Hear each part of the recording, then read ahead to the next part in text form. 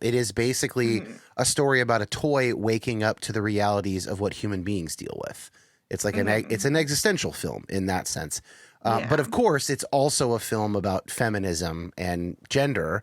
And I think that part, maybe for obvious reasons, has gotten a lot more ink and attention. And maybe I would consider the centerpiece of the film to be America Ferrera's character giving that speech about how it's impossible to be a woman. That seems to be kind of the thesis of the film. And that's not about as much being a human. It's about the difficulties of being a woman in America or in the West. And yet you're right that there is this other core of like, she's realizing she's a toy and that she lives in a manufactured world that is, protected from these things that are happening in the quote real world, which is itself kind of a stylized version of the real world as well in the film. My take was that like at a film level, I like movies like Barbie.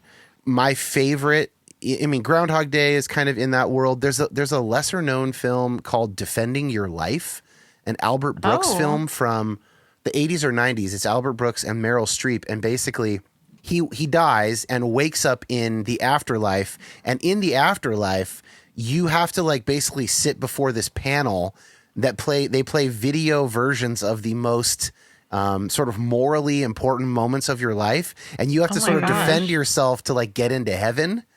Whoa. And so that aspect, and it's like this, it's all like done on sound stages similar to Barbie, where it's like this very kind of safe looking kind of manufactured vibe and this kind of surrealist reality. And, even a movie like Bottoms, which came out also last year, was much smaller, but also had a heightened surreal reality. Yeah. Maybe the world of Bottoms is kind of like the real world in Barbie, the non-Barbie Land version. That's kind of what Bottoms is like. It's not as surreal as the Barbie Land in Barbie. Mm-hmm. I just like, of those four movies that I've mentioned, like Barbie is my fourth favorite of them as a film. There are things that it does incredibly well. I think just in general, it was like a Herculean task to figure out how to turn this toy into something that works as cinema. And I think that so much of that was like a huge success. I think Gosling's performance, Margot Robbie's performance, Greta's kind of like overall vision. I'm also a huge Greta Gerwig fan as a director. And this is certainly like my least favorite of her films. I would put Little Women and Lady Bird above this easily, personally. And so some of that's like, it just felt like a little uneven as a film, but it was like an incredibly difficult project. Yeah. I don't think the Will Ferrell stuff really worked. Then I did feel like, as a guy watching it, I felt like the film at parts of the film were almost daring me to feel triggered or offended by it. And that is certainly like, I have no idea if that's the intention of the filmmaker. And I don't want to pretend that I know that it is, because it might not be. But it was like, it felt like I dare you to react kind of a thing in the moment. Again, I was very tired. I want to watch it again and see if I still feel that way the second time. And I haven't gotten around to it yet.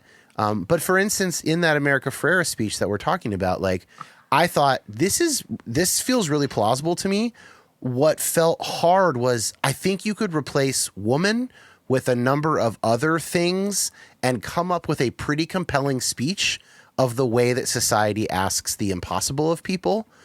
And I realize like that immediately goes to like, oh, men have it just as bad. That's not my point, but just that like it's impossible is kind of actually black and white thinking. It's kind of like a cognitive distortion.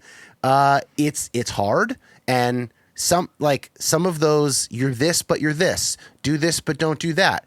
Some of those are being required of people at the same time, but some of them are being required at different times. And, people do wear different hats. They wear different roles in their lives. And it felt like slightly cheap, like a little bit of a cheap shot kind of a thing. And yet I know people who I respect who that speech resonated with them so strongly and gave them language for something that they feel really deeply. So I'm trying to kind of hold these things all at the same time.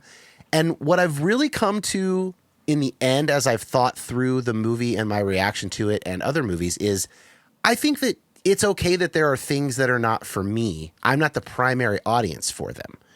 And that's fine.